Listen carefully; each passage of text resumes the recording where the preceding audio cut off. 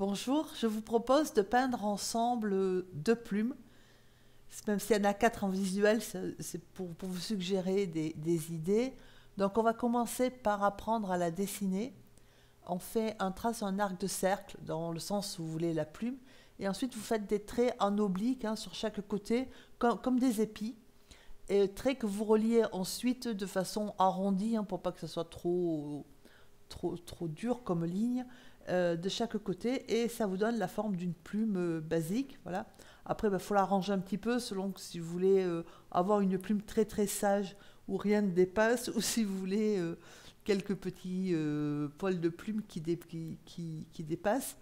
Mais voilà, et une fois qu'on a fait ça, on fait l'armature centrale, c'est-à-dire qu'en fait, on double le trait du départ en sachant qu'il est un peu plus large en bas et qui va en s'amenuisant tout au long de la plume. Voilà. Alors, je vous mettrai quand même, je vous ai mis plutôt l'esquisse, si vraiment vous n'y arrivez pas, mais c'est bien d'essayer de le faire. Alors ensuite, vous prenez les couleurs que vous voulez. Moi, j'ai pris du bleu de cobalt et du bleu de turquoise pour cette plume, avec un pinceau rond numéro 4, mais vous prenez les couleurs que vous voulez. Vous humidifiez, alors là c'est dans l'humide, donc vous avez vu, j'ai juste passé un petit coup de pinceau, et ensuite vous déposez sans dépasser les couleurs que vous avez envie d'y mettre.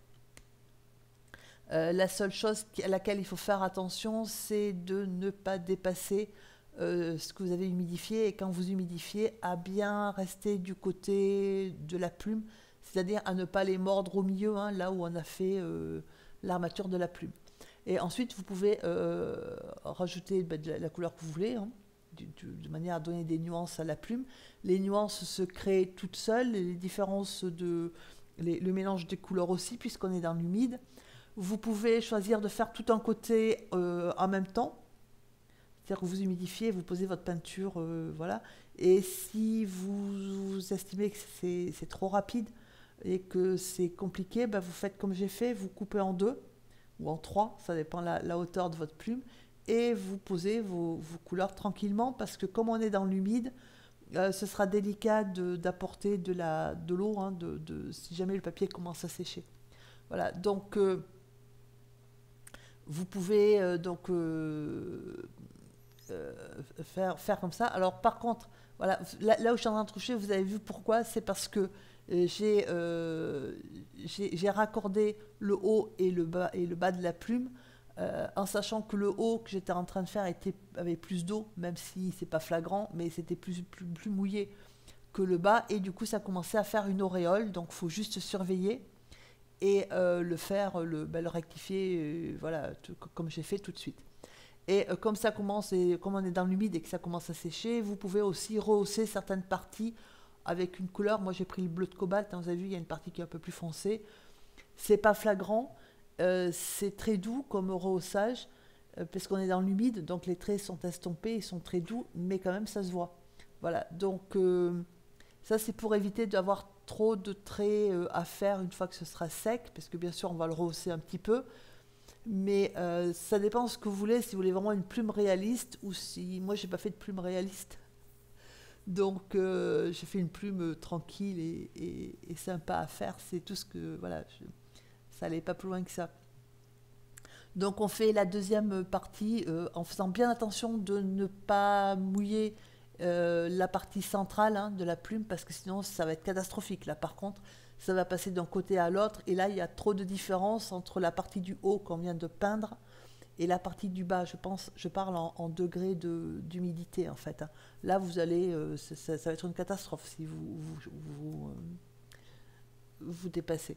Et donc pendant que la plume sèche, ou alors vous attendez que ça sèche, vous prenez un pinceau numéro 1 ou 2, enfin un pinceau fin, et vous suggérez le duvet avec donc les couleurs que vous avez utilisées, plus ou moins épais, plus ou moins clair la peinture, c'est avec plus ou moins d'eau, voilà, de manière à habiller le bas de la plume. Voilà. Et puis vous laissez sécher, parce que il va falloir aller toucher au milieu, et il vaut mieux que ce soit sec pour le faire. Alors une fois que vous avez fait votre plume est sèche, il faut faire donc la partie centrale.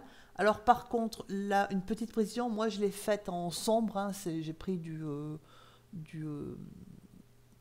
de la teinte neutre pour le faire, mélanger avec un tout petit peu de bleu. C'est pas très esthétique, c'est pas le plus élégant qu'on puisse faire. Je vous ai juste montré, je l'ai fait enfoncer pour que vous voyez comment on faisait en fait. Parce que si je l'avais fait plus clair, bah, vous n'auriez pas vu grand chose. Vu que si je l'avais faite vraiment pour peindre, enfin je l'aurais faite blanc bleuté en fait. Alors ensuite, une fois que c'est sec, on prend un pinceau fin et on refait les traits en oblique. Alors c'est donc moi je les ai estompés parce que je voulais pas quelque chose de, je voulais juste que ça donne le mouvement. Si vous voulez les faire plus prononcés, il faut prendre le pinceau fin et les faire, en fait, ça reprend la forme des épis. Moi, j'ai préféré là en mettre un et l'estomper de manière à ce que ça donne quand même le mouvement, mais on voit moins le trait. Voilà, c'est plus suggérer le mouvement hein, de la plume que vraiment de faire les petits poils qui la composent. Après, c'est une question de goût et c'est une question de choix. Alors, à côté, je vous ai mis, c'est exactement la même technique, mais avec 3 couleurs. Voilà, c'est pour ça que je n'ai pas expliqué. Alors, celle-ci, c'est la même technique, sauf qu'elle est un petit peu plus travaillée. Donc, pour le dessin, bah, c'est la même chose. Hein. Voilà, sauf qu'elle est un peu plus ébouriffée. Mais voilà, au niveau du dessin, il n'y a pas une grosse différence. J'ai utilisé donc du bleu d'outre-mer, du rose permanent, de la lizarine et du jaune de cadmium. Voilà, donc c'est exactement la même technique, hein, c'est pour ça que je vous montre que la moitié. Donc on mouille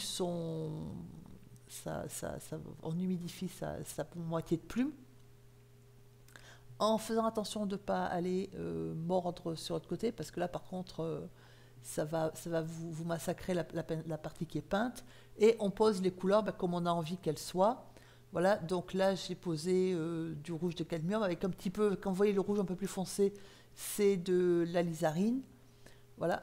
Et là j'ajoute le bleu, c'est pour ça que je vous montre comment on ajoute hein, les couleurs. Bah, en fait, après ça dépend si vous voulez qu'elles se mélangent ou pas, parce que si vous avez vu, comme je les avais posées, elles se côtoyaient, mais elles n'allaient pas vraiment se mélanger parce que j'ai pas mis assez d'eau et j'ai pas incliné le papier, donc elles ne se seraient pas forcément mélangées. Et là, par contre, je veux des teintes plus foncées, hein, donc par endroits un violet foncé. Donc j'ai posé mon bleu sur le rouge. Alors attention, si vous utilisez du rouge de cadmium, de le faire dans cet ordre-là. Les couleurs de cadmium étant plus lourdes que les autres, parce qu'il y a des métaux dedans. Il faut poser d'abord le rouge, et puis le bleu qui est plus léger, qui va s'imprégner, parce que le contraire n'est pas forcément vrai. Et ensuite, vous savez, pour attraper le petit oiseau, ben, j'ai mis du sel non pas sur la queue, mais sur la plume. Voilà, donc là j'ai mis du sel moyen, on peut le faire aussi avec du sel fin, ça donne voilà, un autre rendu. Ouais, je trouvais que c'était rigolo aussi. Et pendant que donc c'est en train une fois que ça a séché, on fait donc la plume. Alors la partie centrale, donc là attention, si vous regardez, c'est toujours ma couleur, ma teinte neutre, sauf que je ne la mets pas sur toute la plume. Je la mets sur les bords en fait, ce qui suppose de faire attention à ce qu'on fait parce que le trait doit être très très fin, de manière à laisser la partie blanche en grande partie au milieu, et ensuite on prend juste un petit peu de peinture colorée ou juste un petit peu d'eau essorée, et on prend un petit peu la peinture qu'on vient de poser hein, de manière à colorer légèrement le papier. C'est plus compliqué que ce que j'ai fait au départ. Hein. C'est pour ça que je vous ai montré la version simple. Et après, la version un peu plus élaborée, c'est celle-là. Mais ça fait un rendu de plume bien plus réaliste, évidemment, que celle qu'on a fait au départ. Voilà. Et ensuite, vous pouvez mettre... là, par exemple, j'ai ajouté un petit peu de... Voilà, vous voyez les couleurs que je prends. J'ai pris un petit peu de violet, un petit peu de rose. Enfin, de rose des couleurs que j'avais utilisées, de manière à teinter aussi la plume, hein, à lui donner les reflets un peu de la plume. Alors une fois que c'est bien sec, on va donc travailler un petit peu la plume, donc on va lui faire la mettre un petit peu en relief. Donc là vous prenez les couleurs que vous avez envie. Moi je l'ai fait en alizarine relativement foncée avec un peu de bleu, hein, de manière, une fois que j'ai enlevé le sel. Et donc, ça participe aussi le fait de faire de faire les traits un peu plus foncés, de donner aussi un mouvement à la plume, hein, de lui donner un peu de relief. Mais encore une fois, j'ai pas voulu faire une plume vraiment réaliste parce que là, il aurait fallu vraiment faire des petits poils très serrés et très denses et c'est pas le rendu que je voulais. Voilà. Donc là, par contre, il faut faire attention quand vous faites les traits comme ça, que ça suive le mouvement de la plume, hein, puisque c'est en train de suggérer que la plume s'incline en fait. Donc de la même façon, vous pouvez avec le pinceau fin tirer un petit peu, hein, sur la pointe pour faire vraiment une petite plume, voilà, un petit poil ébouriffé, c'est ce que je suis en train de faire là. Vous le faites bien comme vous voulez. Voilà, cette plume-là, elle est un peu moins sage que la première, elle est un peu plus ébouriffée aussi. Voilà, ça fait passer un bon moment, puis c'est mignon les plumes. Voilà, donc après pour le duvet, c'est pareil, hein, on prend un pinceau fin, on prend les couleurs et qu'on a envie de prendre et on fait voilà, ces petits duvets un peu dans le sens qu'on a envie de faire, hein, pour montrer que le petit duvet il est un peu ébouriffé. Donc là, je les ai fait plutôt en jaune et puis en orange. Et, parce qu'en fait, il y a le jaune, mais le jaune, comme il a pris du rouge, c'est devenu de l'orange. Et il faut faire quelques petits... Après, une fois qu'on a fait des rouges et des oranges, il faut en faire un petit peu, voilà, un ou deux un peu plus clairs quand même, un peu plus foncés, pardon, avec un petit peu de violet, de manière à arroser un peu voilà, la plume. Alors, au niveau du sel, ça donne un petit peu, voilà, c'est une petite fantaisie. C'est un peu original. Après, voilà, je voulais vous montrer celle-là.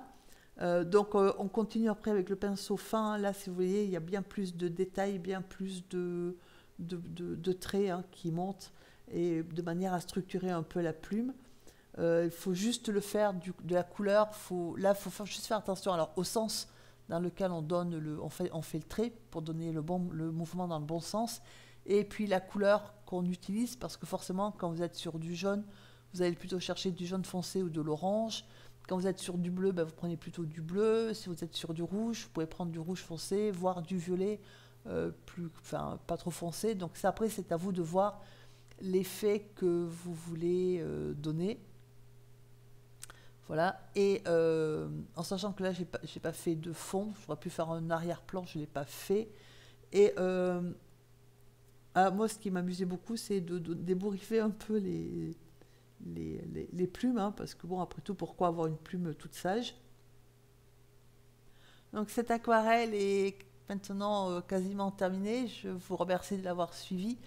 J'espère que va vous inspirer. Vous allez faire plein de jolies plumes dans tous les sens et de toutes les couleurs. Je vous souhaite une excellente journée et je vous dis à très bientôt.